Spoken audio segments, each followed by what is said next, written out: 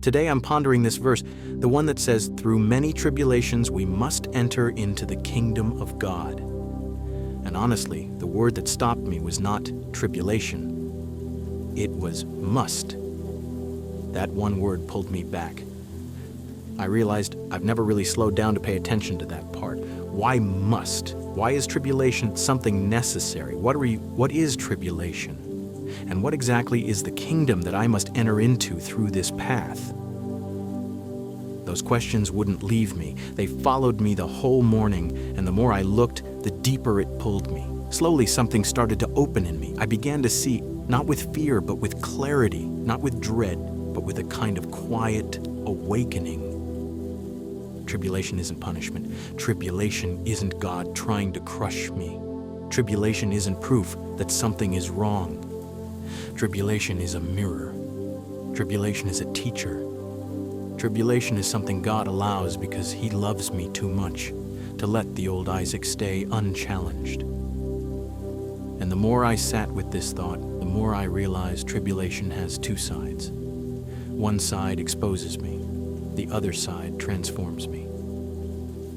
Sometimes tribulation reveals my weakness, the places where I still react from fear, pride, insecurity, or old habits, the parts of me that still panic, the parts that still collapse too easily. Tribulation shines a light on the wounds I tried to hide, the lies I didn't know I still believed, the emotional patterns I never questioned. These moments sting, not because God is hurting me, but because God is uncovering what has been hurting me for years.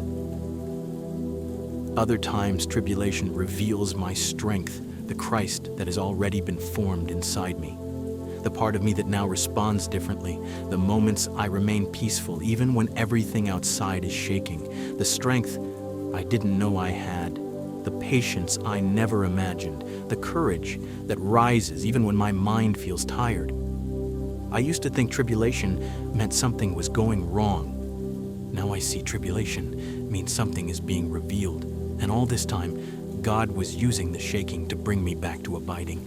Because when tribulation exposes me, I return, I cling, I abide.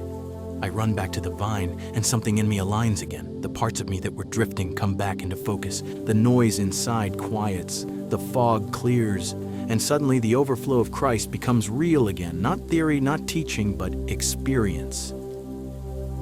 The interesting part is this: tribulation doesn't just expose my lack, it also reveals if I have already overcome. James wasn't joking when he said, "Count it all joy." He wasn't being poetic. He literally meant it, because tribulation is the moment you see who you really are, not who you think you are. When I fall, tribulation exposes the place inside me that still needs healing. When I stand, tribulation exposes the Christ inside me who is already alive. Either way, tribulation brings me back to the same place, abiding, aligning, overflowing. That's when the word kingdom began to shine. Because entering the kingdom doesn't mean going to heaven after I die. Entering the kingdom means letting Jesus reign inside me right now.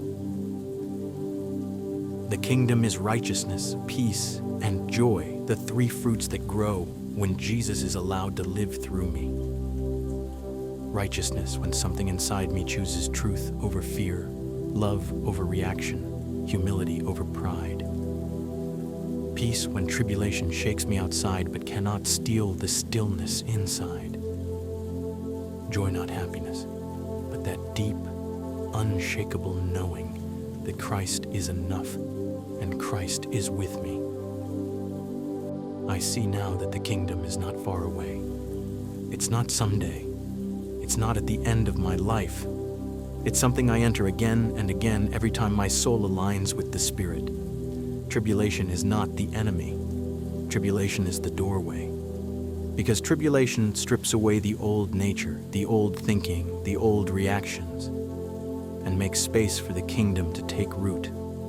It presses the flesh so the Spirit can rise. It breaks the outer shell so the seed of Christ can grow. It dismantles the false identity so the true Son can appear. This is why the verse says must. It's not a threat.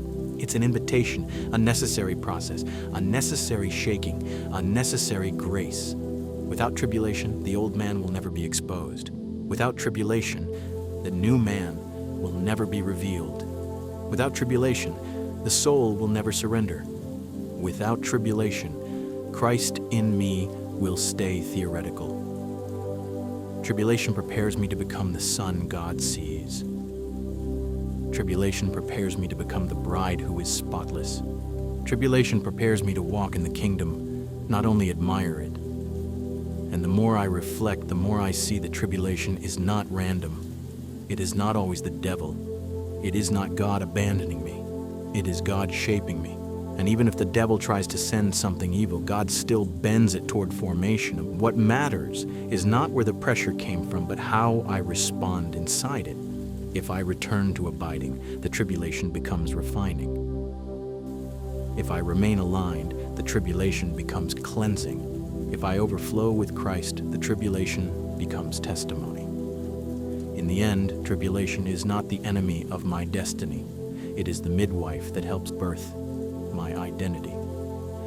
And as I sit here reflecting, talking to myself, letting this sink deeper, I realize that everything God allows, everything He designs, everything He permits, it is all for one purpose: to form Christ in me, to prepare me to be His bride, to bring me into the kingdom life, to bring the kingdom life into me.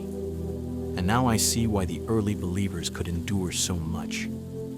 They weren't superhuman, they were overflowing. They saw something, they tasted something, they touched something eternal.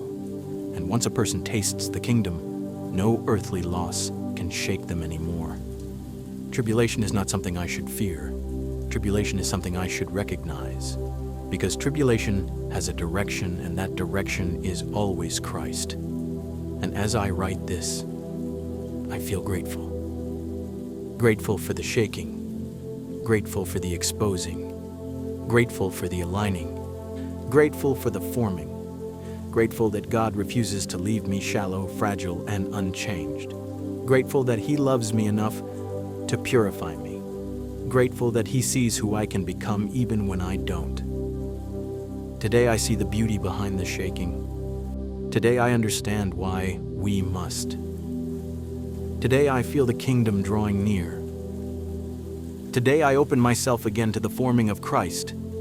And today, something in me whispers, Lord, whatever you allow, let it awaken me. Whatever you expose, let it purify me. Whatever you shake, let it align me.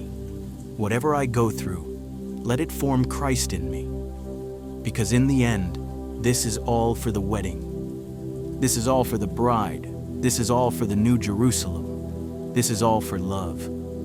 And love always finishes what it starts.